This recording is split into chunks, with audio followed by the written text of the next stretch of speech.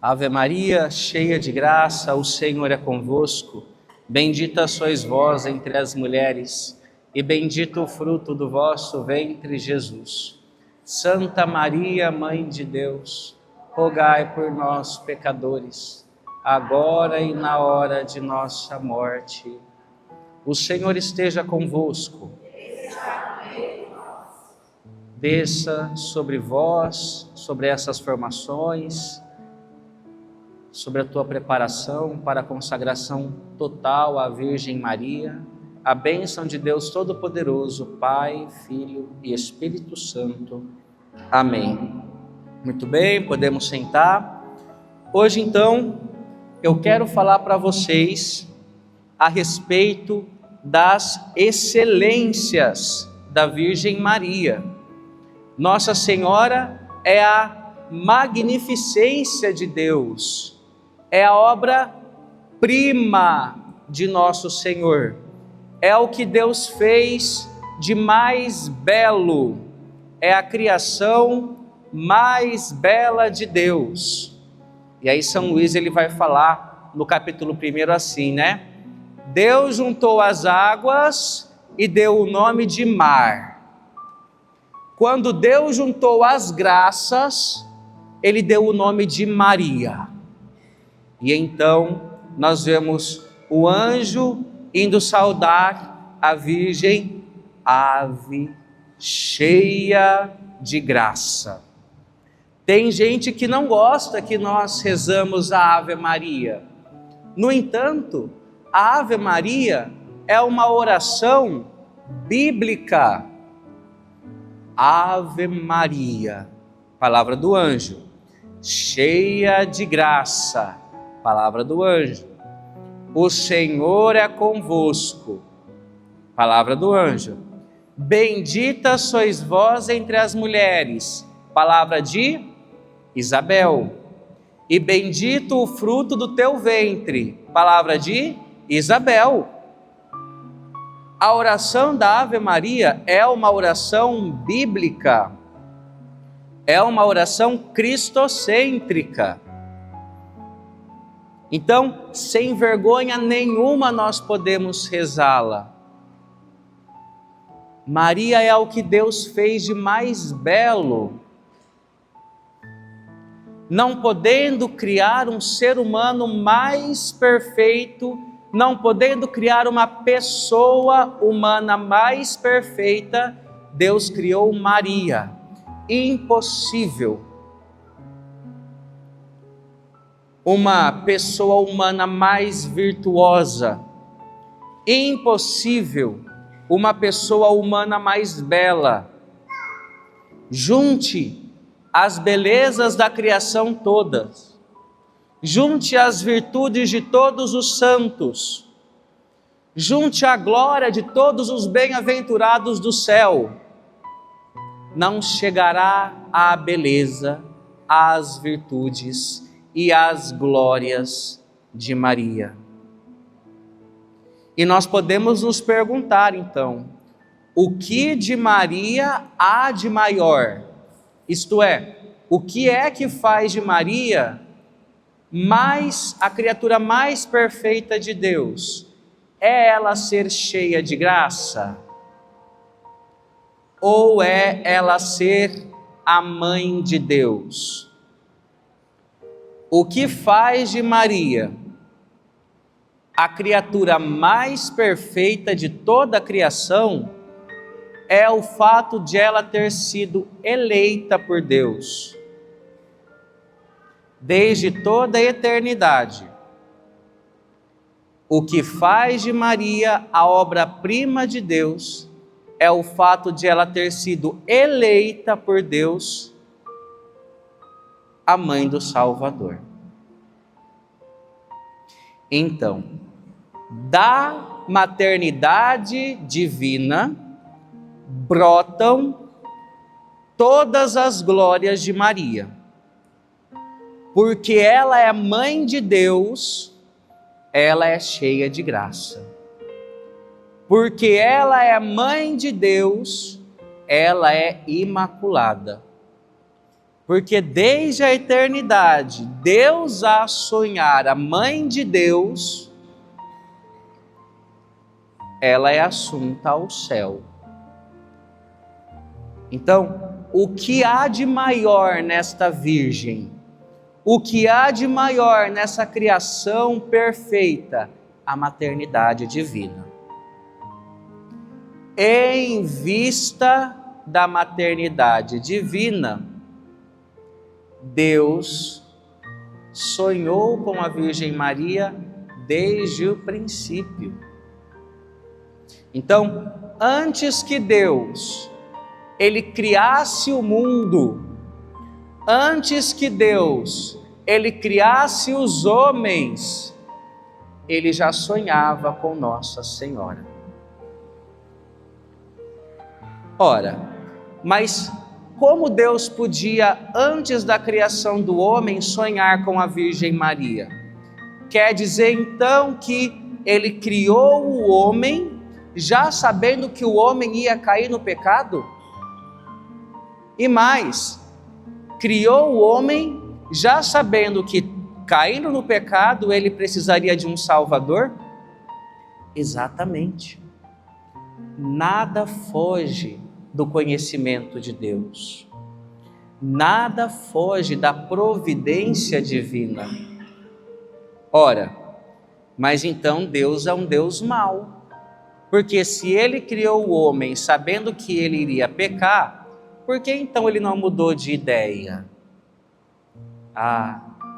É porque Deus ele supera tanto a nossa inteligência, que sabendo que o homem iria cair no pecado, sabendo que o homem pecaria, ele já tinha, tendo isto previsto, feito um plano muito maior. Então a glória com que o homem tinha sido criado inicialmente, depois do pecado, com a redenção, o homem poderia gozar de uma glória muito maior. E em todo este projeto divino, Nossa Senhora estava incluída. Desde o início da criação, Nossa Senhora já era conhecida, sonhada por Deus, para que por meio dela viesse uma nova humanidade, mais perfeita do que aquela primeira criada por Deus, podendo usufruir, gozar de uma glória ainda maior do que a glória de Adão e Eva. Então veja só, Deus já conhecia Maria mesmo antes da criação do ser humano. E então, quando chegou a plenitude dos tempos e Maria viria para trazer o Salvador, ele preservou Nossa Senhora no ventre de sua mãe. No momento da concepção de Nossa Senhora,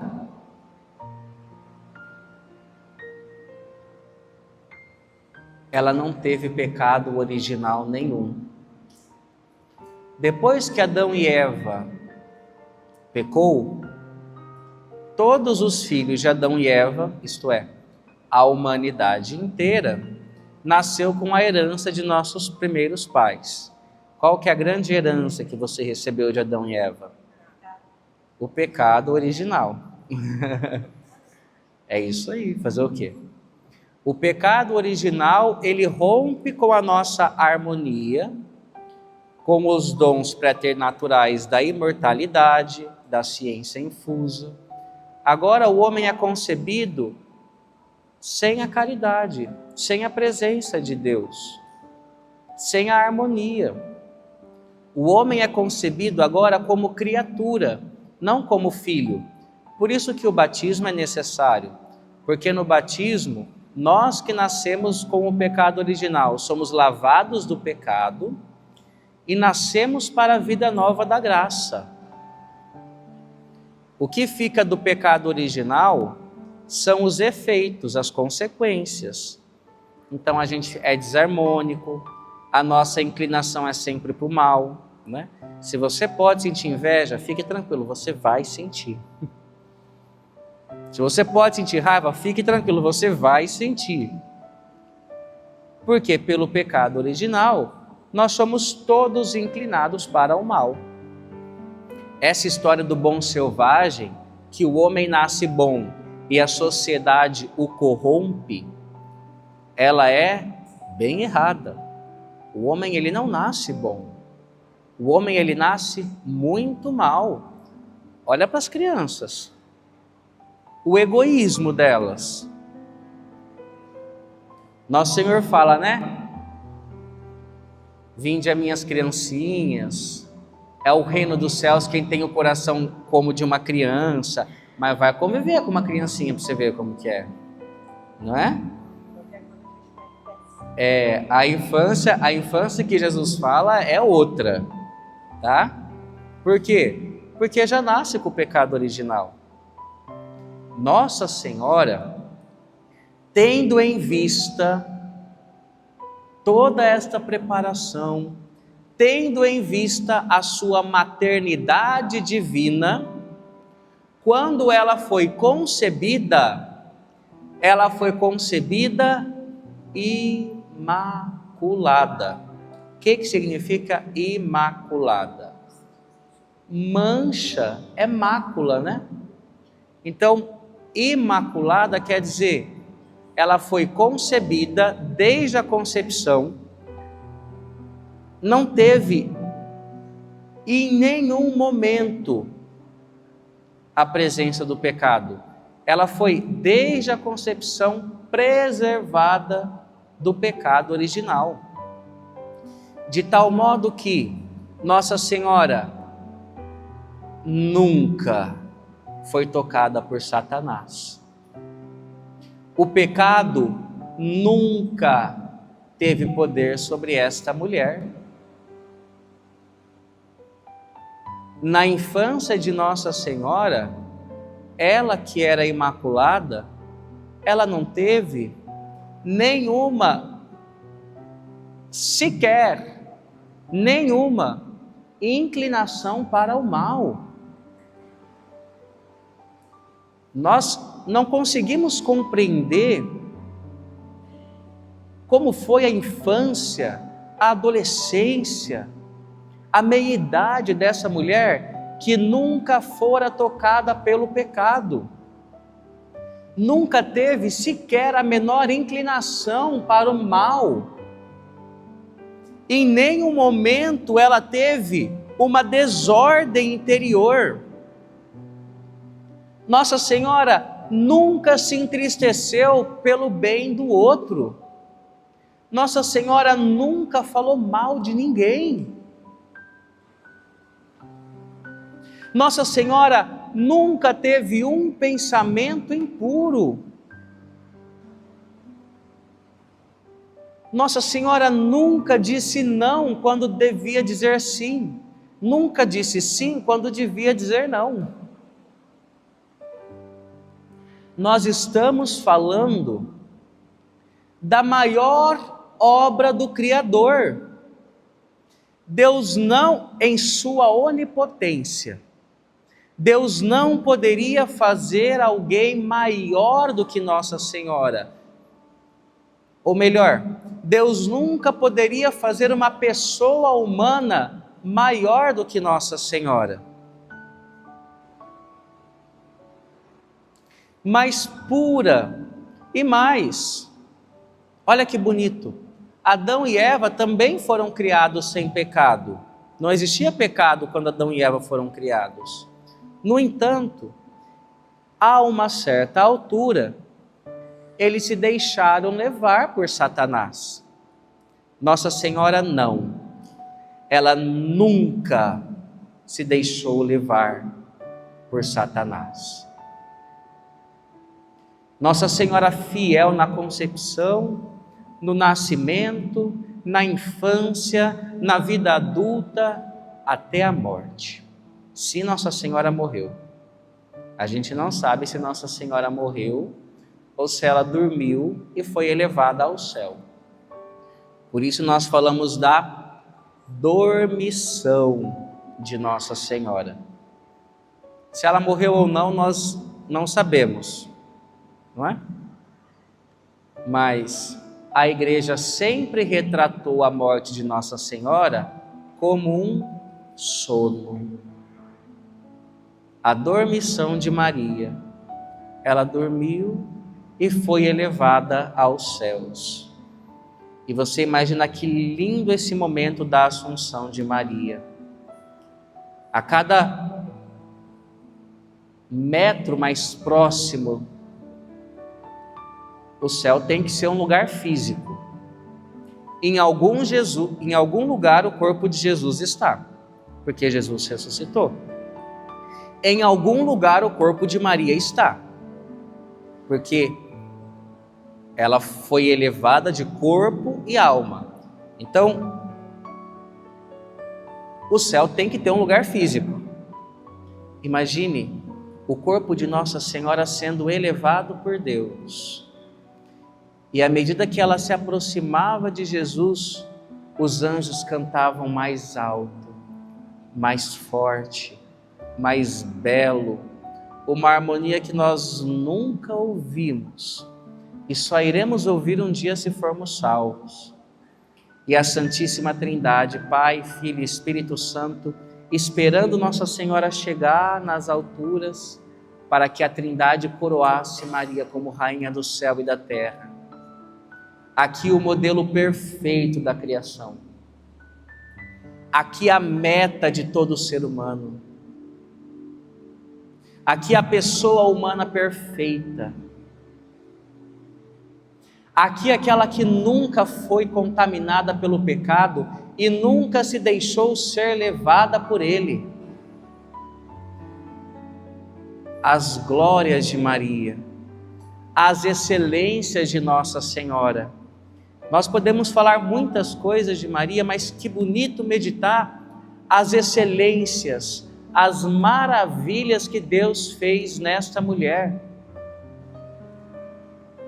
Como Deus, Ele mostra o seu poder, dando a esta humilde menina tão grandes graças. E olha como é bonito as coisas de Deus, na humildade, na pobreza de Maria, a mulher que tem autoridade sobre os corações de todos os tempos, a mulher cujas nações, reinos, a elas é consagrado.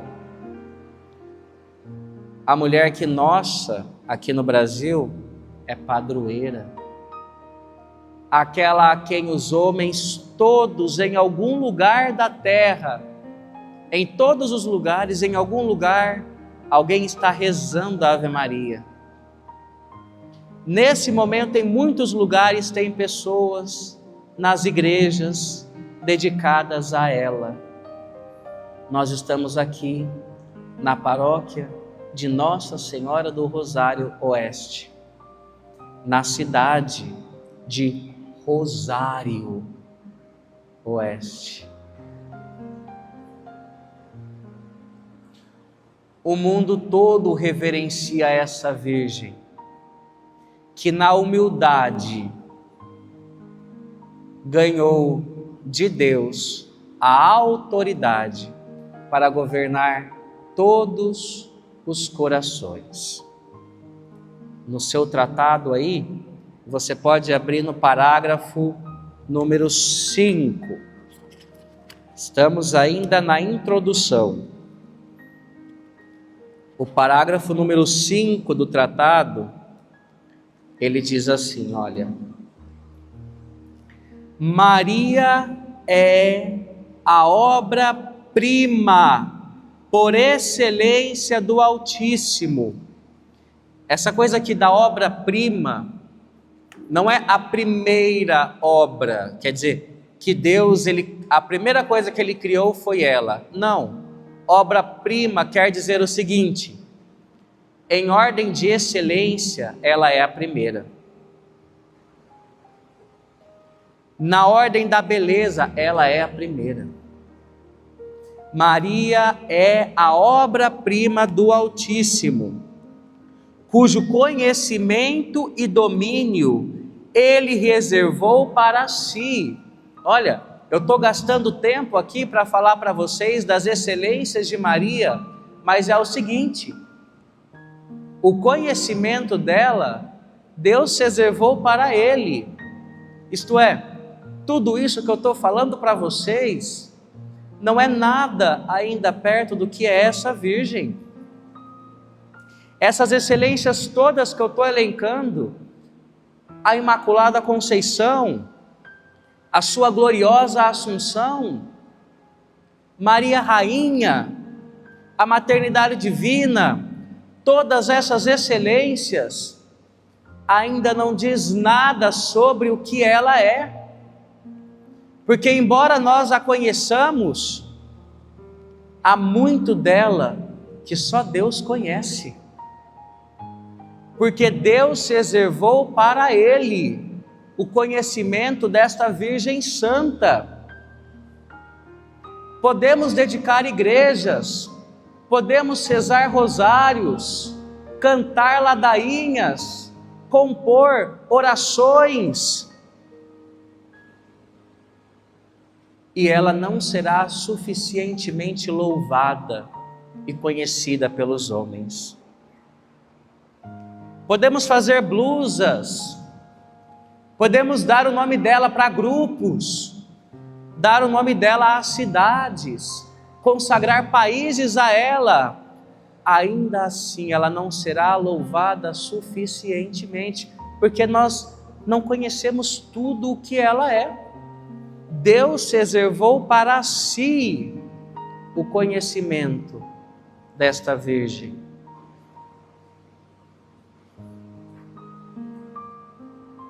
Maria é a mãe admirável do Filho, a quem aprouve humilhá-la, ocultá-la durante a vida, para lhe favorecer a humildade, tratando-a de mulher.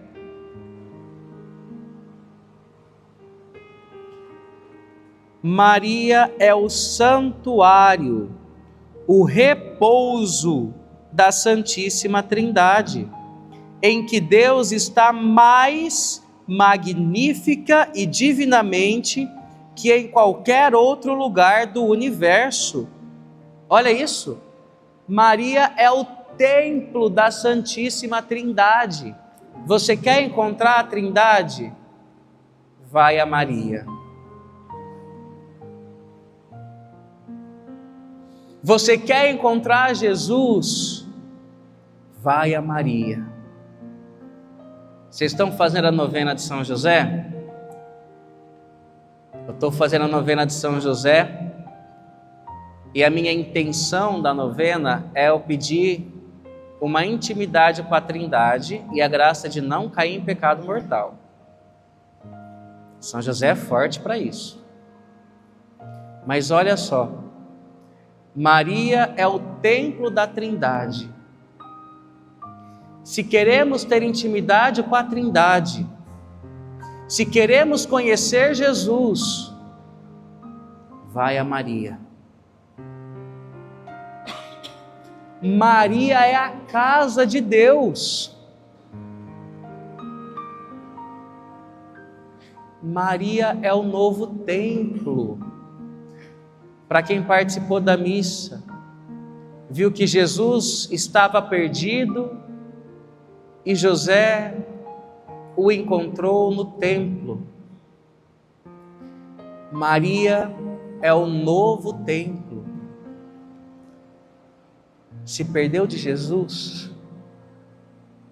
vai a esse templo consagrado por Deus. Vai a Maria, chama o nome dela, se consagre a ela, pega o seu terço. Maria é o templo da Santíssima Trindade, o lugar em que Deus está mais magnífica e divinamente que em qualquer outro lugar do universo, sem excetuar seu trono sobre os querubins e serafins. E criatura alguma, pura que seja, pode aí penetrar sem um grande privilégio.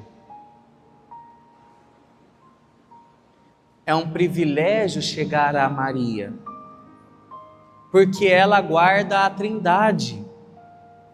Por isso que você vai ler, e vocês vão ler esse livro. Por isso que você vai ler que a devoção à Nossa Senhora é um sinal de predestinação. A predestinação é a doutrina na qual alguém, por algum motivo, é entendido como destinado à salvação. Ele está predestinado a se salvar. Olha só. Vocês acharam que só os calvinistas tinham doutrina da predestinação, né? A doutrina deles de predestinação é toda errada. A nossa doutrina da predestinação é o seguinte: é bíblica. Deus quer que todos os homens o conheçam e cheguem à salvação. Só que aqueles que são devotos de Maria e a ela se consagram, esta consagração é um grande sinal de predestinação. Quer dizer, você se consagrou a ela, você foi a este santuário, você vai encontrar Jesus. Entendeu? A devoção à Nossa Senhora é um sinal de predestinação. Aqueles que a ela se devotam, é certo, se for uma devoção sincera, vão encontrar a Trindade. Você entende que grande presente Deus nos deu? É tão fácil encontrar a perdição, é tão fácil viver do mundo e do pecado, mas Deus faz ser ainda mais fácil encontrá-lo. Você quer encontrar a Jesus? Vai a Maria. Vai a Nossa Senhora. Digo com os santos, Maria Santíssima é o paraíso terrestre do novo Adão. Quem que é o novo Adão? Jesus, não é? Adão é o primeiro dos homens pecadores. Jesus é o primeiro dos homens santos. Então, se Jesus é o novo Adão, quem é a nova Eva? Maria. Tá, item 6 aí no tratado. Digo com os santos, Maria Santíssima é o paraíso terrestre do novo Adão, no qual o novo Adão, Jesus, se encarnou por obra do Espírito Santo, para aí operar maravilhas incompreensíveis. Nós não podemos entender as maravilhas que no seio de Maria Jesus realizou. Imagina, 9 meses encerrado naquele ventre. 9 meses Jesus é encerrado, preso naquele ventre. E que tempo maravilhoso. Imagina Jesus falando, oxalá pudesse eu ficar os 33 anos que eu passei na terra, no ventre de Maria.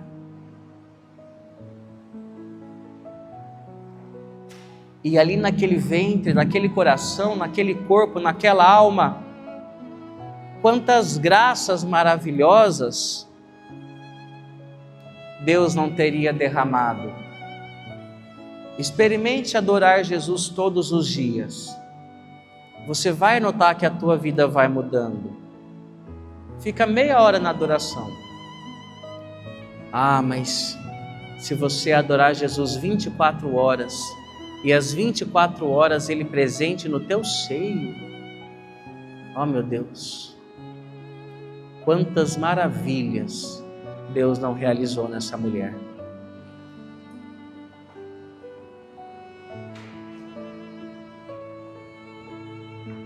E o mundo todo fala de Maria. O mundo todo louva Nossa Senhora. Nós vamos ver aqui no tratado, um pouquinho mais para frente, no item 9, ele fala: toda a terra está cheia de sua glória, particularmente entre os cristãos, que a tomam como padroeira e protetora em muitos países, províncias, dioceses e cidades. Inúmeras catedrais são consagradas sob a invocação do seu nome. Igreja alguma se encontra sem um altar em sua honra. Não há região ou país que não possua alguma de suas imagens milagrosas, junto das quais todos os males são curados e se obtém todos os bens. Olha aqui para mim agora. Toda esta glória que os homens dão a Maria é pouco e não chegam aos pés da glória que Deus devota a essa mulher. Jesus, amando Maria. Olha aquela criança ali, ó, olhando para o Pai. Bonito. Imagina Jesus no colo de Maria, olhando para ela, tocando na sua face e dando beijo. O Criador do universo, o Senhor de toda a criação, o Deus de todos os homens, aquele a quem a terra não pode conter, ele no colo de Maria, acariciando sua face e na sua língua arcaica, falando: te amo. Toda a glória que nós damos a Maria não chega aos pés da glória que Deus dá a ela. Ah, mas no céu ela continua sendo mãe de Deus? Sim, mãe de Deus e mãe nossa. No capítulo 1 do livro, São Luís ele começa falando que perto de Deus, Maria não passa do tamanho de um átomo. Até então as pesquisas científicas entendiam que o átomo é a menor partícula do mundo. Não tem? Entendia-se que não tem nada menor do que um átomo.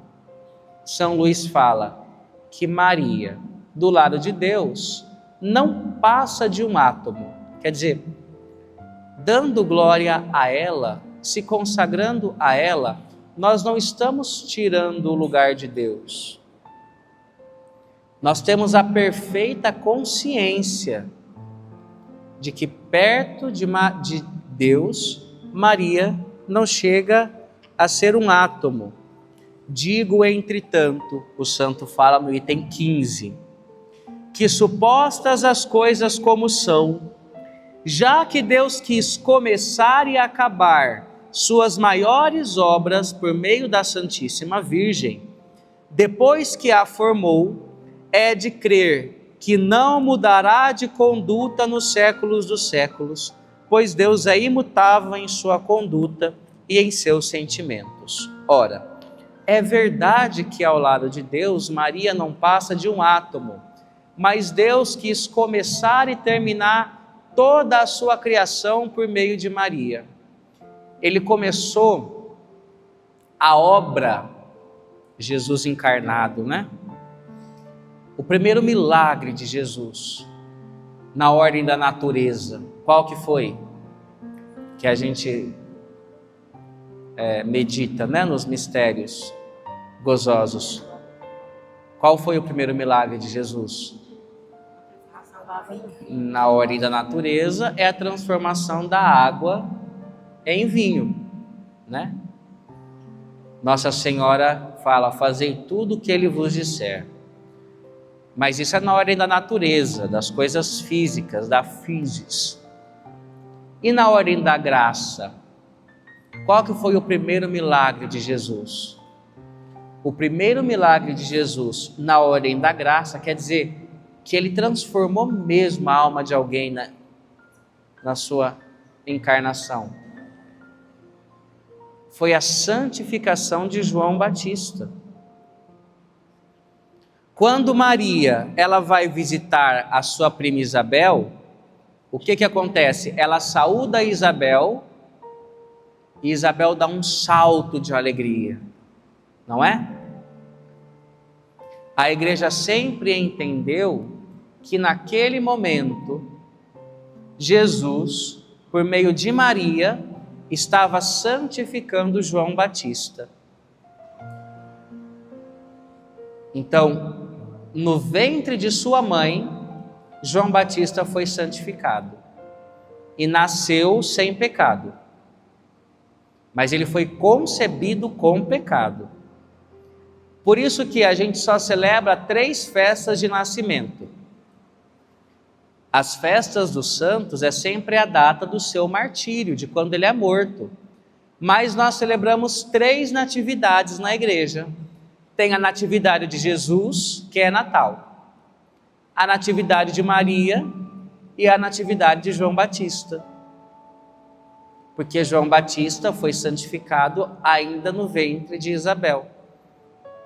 É o que a nossa igreja entendeu. E é essa a nossa fé.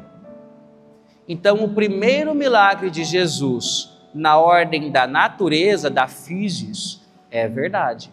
É a transformação da água em vinho. Mas o primeiro milagre de Jesus na ordem da graça é a santificação de João Batista. Um e outro aconteceu por meio de Maria. Deus, ele escolhe começar todas as suas coisas por meio de Maria.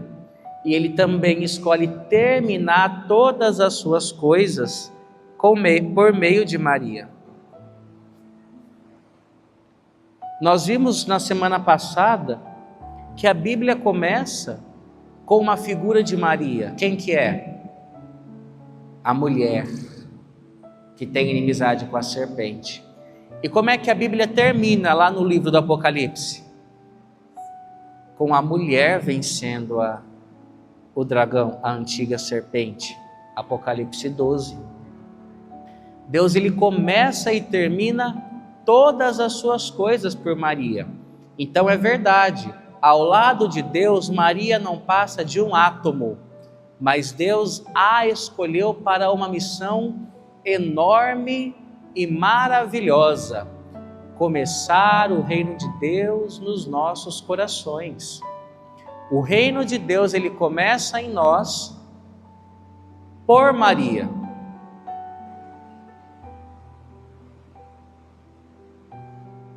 Aliás, Deus, ele só fecunda o coração do homem na graça por meio de Maria. Olha só, o nosso Deus é um Deus trino, 3 pessoas: Pai, Filho e Espírito Santo.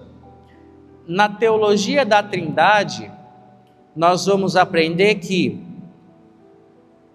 do Pai é gerado o Filho, e do Pai e do Filho procede o Espírito Santo. Fala assim comigo: do Pai é gerado o Filho,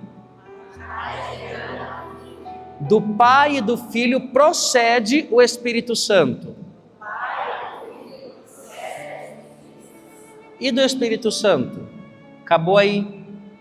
Quer dizer, sim, ele não foi fecundo, né?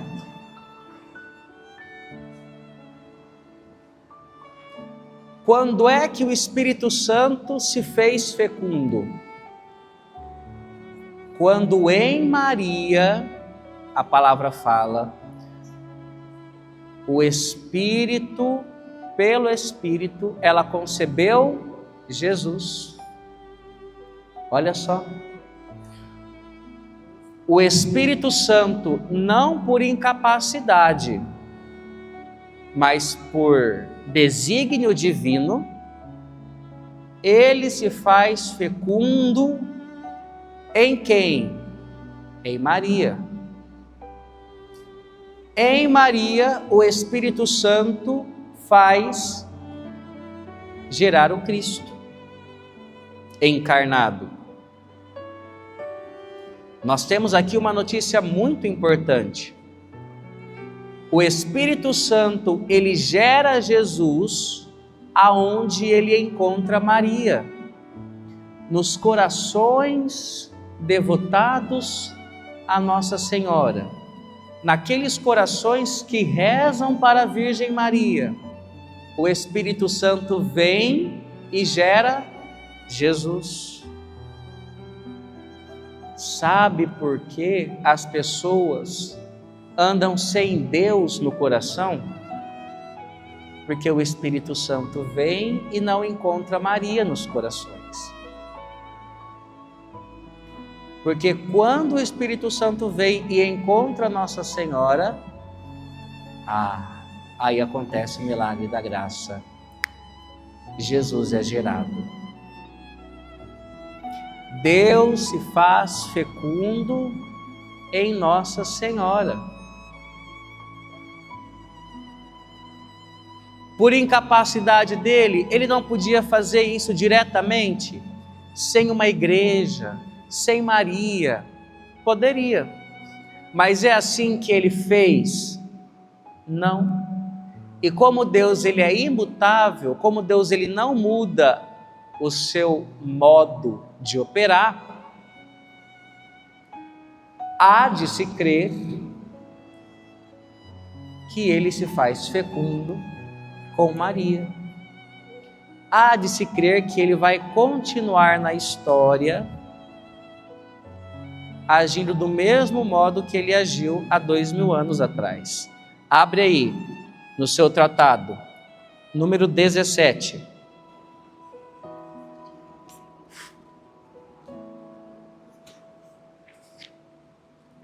Deus Pai transmitiu a Maria a sua... É para vocês completarem, sabe aquelas questões de terceira série, né? Ou aquelas apresentadoras infantis, né? Olha lá. Deus Pai transmitiu a Maria a sua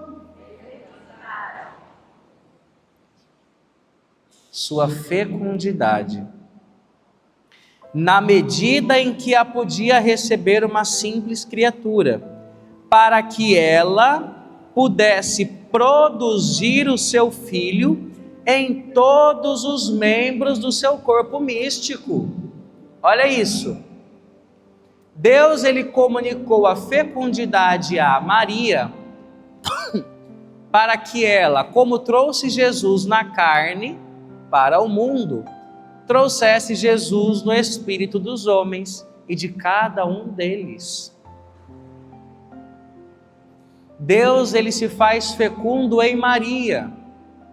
Deus comunica a ela a sua fecundidade, de tal modo que ela gera o Cristo em nós. Não tem aquela musiquinha de comunhão que fala de Maria, né? Para formar e gerar Cristo em nós. Fala assim, né? Que a graça de Deus cresça em nós sem cessar, e no Ti, nosso Pai, vem o Espírito Santo de amor para gerar e formar Cristo em nós. Mas o Espírito se faz fecundo em Maria, e nós aprendemos isso aqui. Maria forma Jesus em nós.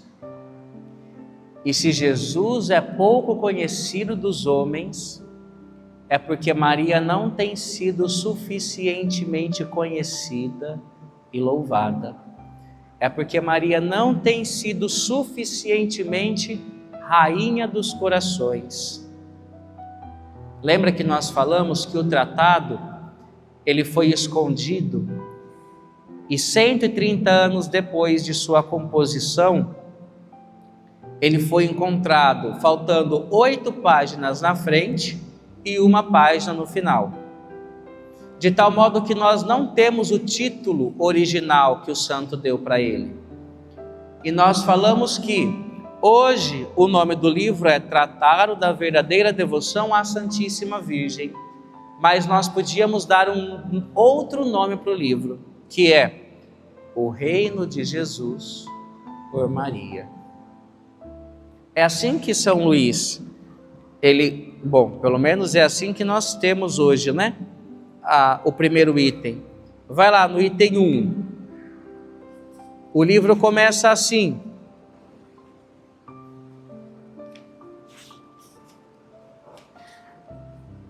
foi por intermédio da Santíssima Virgem Maria que Jesus Cristo veio ao mundo, e é também por meio dela que ele deve reinar no mundo. Primeiro, no mundo pequeno, que é o nosso coração. Depois, num mundo menor, um pouco maior, que é a família. Depois, no mundo intermediário, que é a pequena sociedade. E depois, no mundo geral, que é o mundo todo.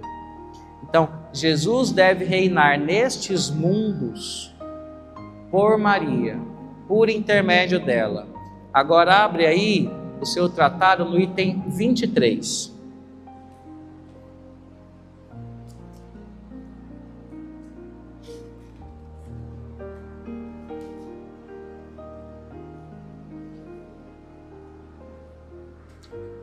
Agora troca aí os números, não é 23, é 32. Coloca só o 3 na frente do 2. É o 32, eu errei. É o item 32. Acharam? Olha aí.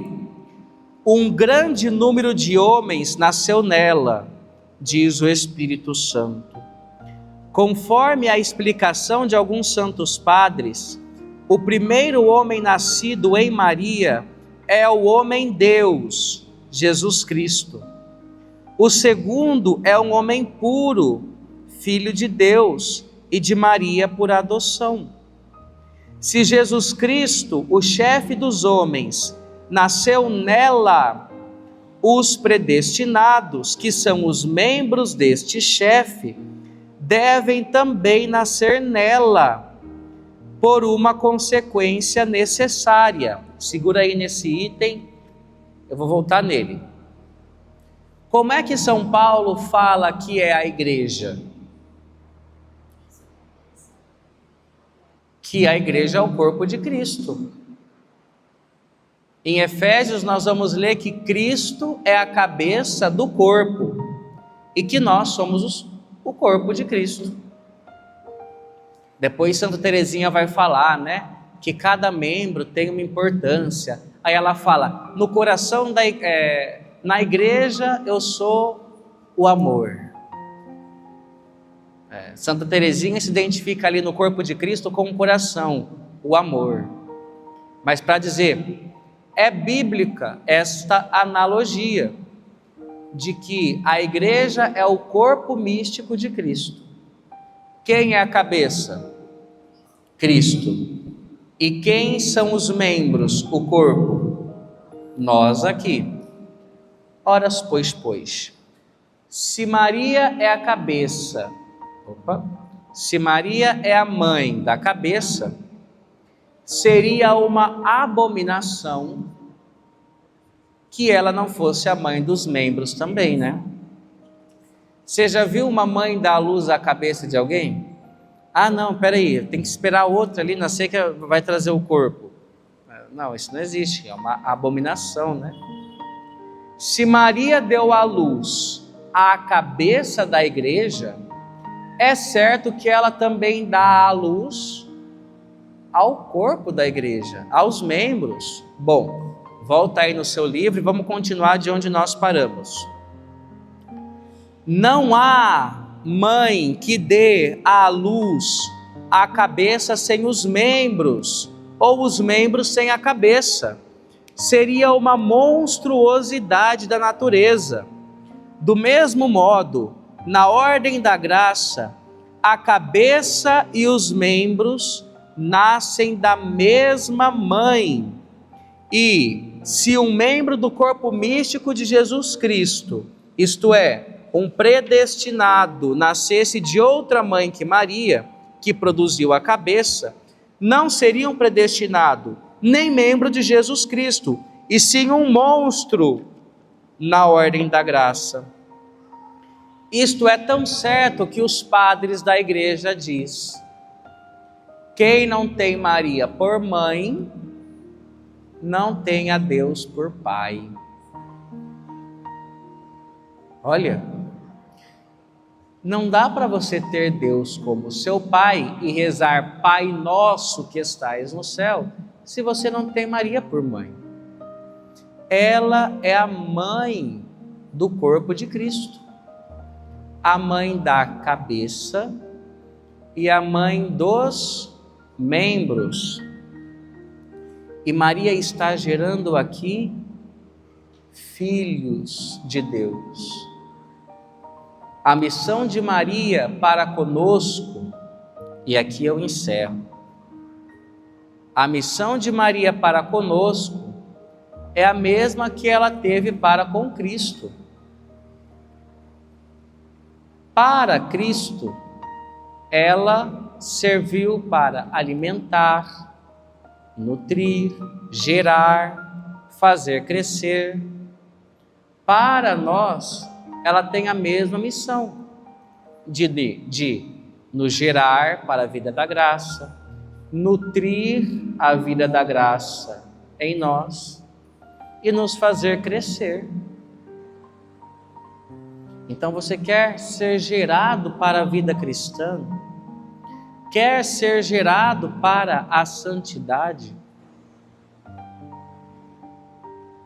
Abre o seu coração para Nossa Senhora. Você quer que o reino de Deus ele chegue na tua casa, ele chegue na tua história? Você quer conhecer a Jesus? Abra o seu coração para Nossa Senhora. Ela é a mãe da cabeça e também é a mãe do corpo. E ela nesta hora te chama: vem, meu filho, me conheça, se entregue a mim. Eu sou a tua mãe. Nossa Senhora, quando apareceu no México para Juan Diego, Nossa Senhora de Guadalupe, ela falava assim para ele estava com medo, né? E Nossa Senhora falou assim para Juan Diego: acaso não estou contigo, eu que sou a tua mãe? Ela está aqui agora e ela fala para nós. Para você que está recebendo esse chamado para ser totalmente de Jesus, para ser santo de verdade, para começar uma vida nova, não se desespere, aproveite essa quaresma, comece a mudar de vida, faça propósitos de santidade, e Nossa Senhora fala: acaso não estou eu contigo que sou a tua mãe? Eu que te ajudo, eu que te auxilio. Vamos com coragem, não desistam. É muito comum que neste caminho de consagração as pessoas vão deixando a leitura do livro. Quando faltar 30 dias para a consagração e nós começarmos a preparação de todos os dias, você também vai começar a falhar, e você vai começar a achar que é muita responsabilidade, que não é para você. Não desista. Acaso não estou eu contigo que sou a tua mãe? Eu te pergunto, se não for agora, vai ser quando? A consagração a Nossa Senhora não é para os santos, é para quem quer começar uma vida de santidade. Você só precisa dizer sim. Não fala com a sua voz não, mas fala no seu coração: eu digo sim para Nossa Senhora. Eu digo sim para os planos de Jesus. Eu digo sim para a busca da santidade, para uma vida virtuosa, para uma vida honrada, para os planos que Deus tem para mim. Vamos ficar de pé e pedir o auxílio da Virgem Maria. Ave Maria, cheia de graça, o Senhor é convosco. Bendita sois vós entre as mulheres, e bendito o fruto do vosso ventre, Jesus. Santa Maria, Mãe de Deus, rogai por nós, pecadores, agora e na hora de nossa morte. O Senhor esteja convosco. Desça sobre vós, sobre vossa família, o seu trabalho, a sua missão na sociedade, a bênção de Deus Todo-Poderoso, Pai, Filho e Espírito Santo. Amém.